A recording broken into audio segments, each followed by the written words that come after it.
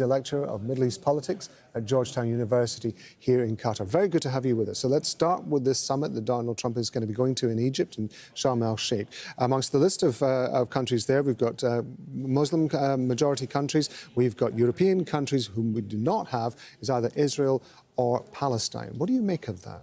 Well, it's a strong reflection of the international and regional keenness in trying to solve this issue. It's been the most prominent political development for the past 2 years. There is also a very surprising move from many of the European allies of both the United States and Israel, which is a major milestone in the road to self-determination of a Palestinian statehood, where we have the United Kingdom and France recognizing a potential state of Palestine. Only the future can tell us how that would look like. The deal is definitely a major breaking point following months and 2 years of not that much of optimism towards finding a solution, given the intensity of the military aggression that was conducted during the genocide in Gaza, and given the regional escalations that have been expanding across the region, which led to many assumptions that the war wouldn't only be destructive in Gaza or around Israel, it will be a regional, wide-ranging and expanded war across the region. I want to ask you about something that's happening kind of on the sidelines of this. Now, this 20-point plan that the Trump administration put forward said that any transitional authority in Gaza would be overseen by a so-called board of peace, on which would sit Donald Trump and possibly one name that's been put forward, former UK Prime Minister Tony Blair. Now, I understand that Tony Blair has been meeting the Deputy President of the Palestinian Authority. The reason I want to ask you about this is because Israel, or certainly the coalition of Benjamin Netanyahu, has made it an absolute red line that the Palestinian Authority, at least in the format that it was, would not be playing a role in Gaza. What's your assessment of why that meeting is happening on the sidelines ahead of this summit?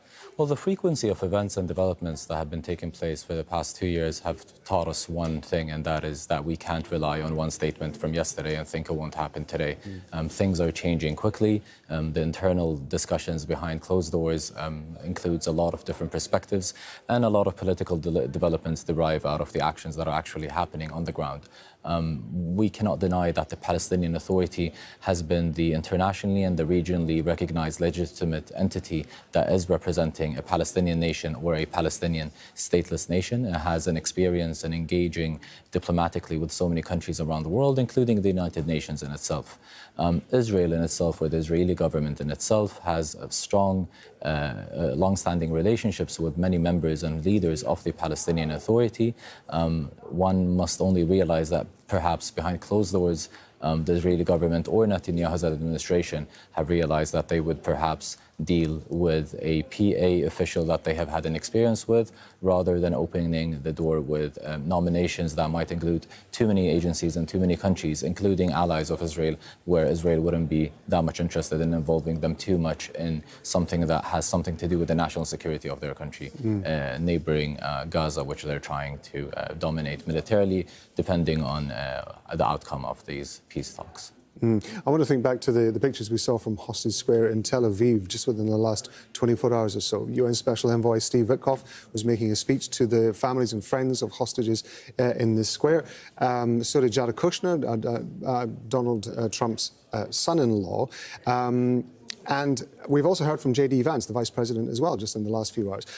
The tone of what they're saying, in fact, indeed, what they were saying in their speeches was essentially, this is a done deal, this is it, that we have got the captives, they're going to be freed, the Palestinians will get the prisoners back, and nothing is really being said about what happens after that. What is the concern that once the captives are returned from Gaza, that as far as at least Israel and the US are concerned, that's it, nothing else has to happen? Well, the Israeli government in itself, or the Israeli defense minister, has already claimed that once the captives arrive back home, they would want to destroy Hamas tunnels. The last time we heard about Hamas tunnels being targeted by the IDF, it included schools, churches, hospitals, and many other locations and buildings, which included innocent civilians and families. So that in itself reflects the Israeli intention from the early beginning. It creates a lot of alarming concerns and signals about the Israeli intention towards a long-term peace out of this. But getting back into the discussion regarding Trump's insistence, or Trump's confidence and his administration's confidence in that there will be a deal happening and that it's a done deal.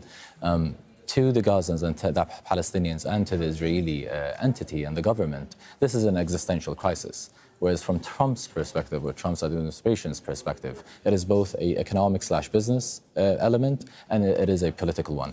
Politically, Trump is trying to present himself as a man of peace and a U.S. and a global leader who was able to achieve something that wasn't easily achieved or even close to being achieved by the former Biden administration, and including many other European and Western allies, including many regional allies in the region.